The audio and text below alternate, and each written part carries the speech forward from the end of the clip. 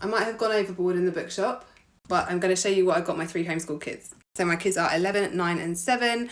The older 2 are prolific readers, especially my 9-year-old. My 9 and 11-year-old generally share books, and I'll show you what I've got for them, as well as my 7-year-old. These books are from local charity shops and one bookshop that I went into in Petersfield when I was there the other day. I was able to have a really good look around. I can't remember the last time I was in a bookshop by myself, so it was just gorgeous. So here we go. First one is A World Full of Nature Stories. This is for my 7-year-old. I fell in love with this book.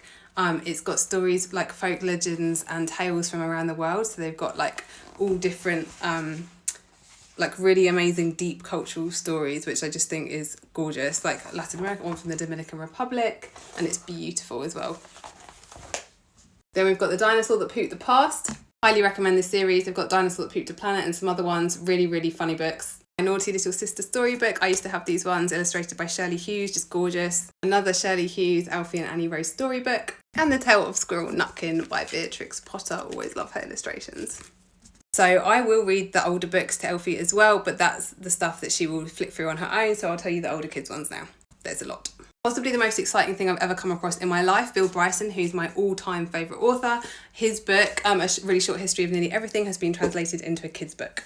It's basically a science book, so cool shit. I read Bill Bryson's books growing up. If you haven't read any of them, they're humorous travel stories. A Walk in the Woods and Notes from a Big Country are 2 of my favourites. I had a really rough time as a teenager, and reading his books was like massive escapism for me. So he's just got such a place in my heart, and seeing that one of his books had been made into a kid's book was like gold. Anyway, then we have The Railway Children, classic. The Silver Sword, another classic. This was one of my favourites growing up. Charlotte's Web, The Jungle Book, Heidi. They're not all classics, I promise you. Alice in Wonderland, Black Beauty. And then I went a bit left field and I got Asterix. My brother used to love these, so I thought I'd just strew a little bit of a different kind of literature in front of them. So it's a comic.